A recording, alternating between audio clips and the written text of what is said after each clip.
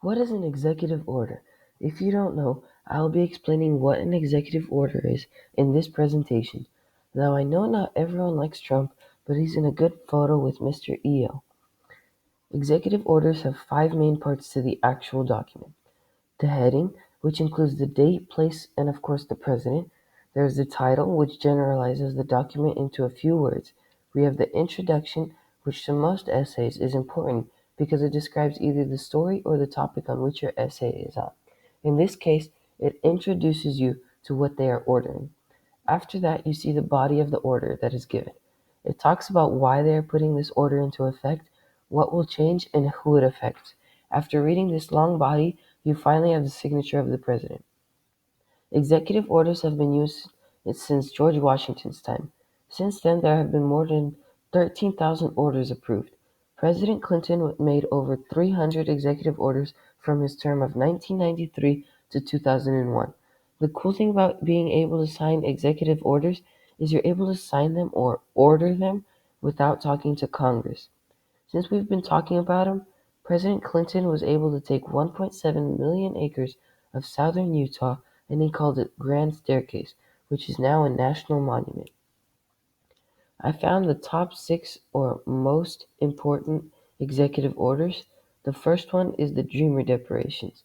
Trump is signing executive orders to send dreamers back, which in my opinion, I strongly agree. And not to be racist, but it's kind of not fair how people can jump over the border when my family can't come from Ukraine, which by the way is being bombed.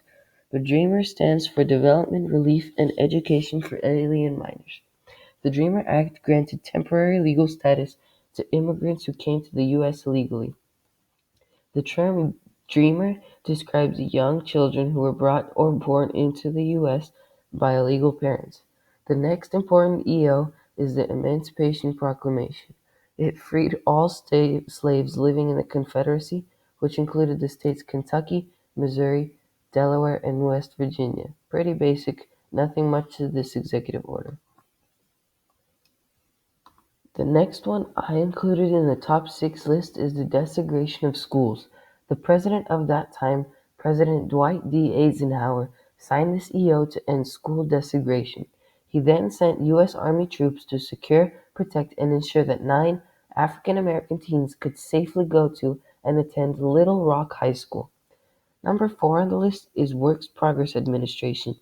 President Franklin Roosevelt tried to add some more jobs to the career list so that more people can get jobs and things can get done more efficiently. Executive Order 5 and 6 are very similar.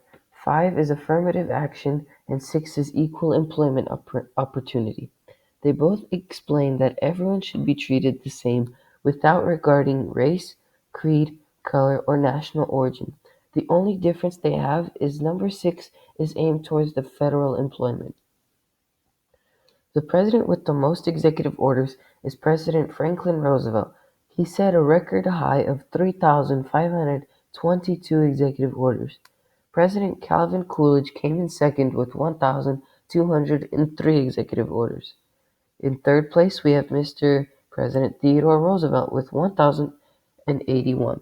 Last but surely not least, President Truman comes in fourth with 907. From executive orders like reopening banks to hoarding and exporting gold, President Franklin won the most executive orders in history award by a landslide. This chart shows the last 3 and current president and how many executive orders they have issued. William J. Clinton issued 364 executive orders. George W. Bush issued 291 executive orders. Barack Obama issued 276 executive orders, and President Trump has issued 43 so far. I have a few questions. 1. Can executive orders be revoked? If you know the answer, scream it out. If you answered yes, you're correct. But people don't try because you don't have any success. You need to have 2/3 of Congress approve and agree with you that this executive order should be revoked. Another question, can people other than the president make an executive order? Again, scream the answer out if you know it. For those who answered the question this time with no, you are correct. However, people can convince the president to issue executive orders. Well, I hope you guys really learned something from my presentation, but if not, I'm just going to be so nice and recap some of it. I have two key things for you guys to remember. First, executive orders have 5 parts to them: the heading, title, introduction, body of the paragraph, and the signature. The last thing I need you to remember is that President Franklin Roosevelt had the most executive orders in history. So maybe when someone asks you what you know about executive orders, feel free and tell them these. Thanks for watching, and if you need more info, visit the sites which will be posted in the description.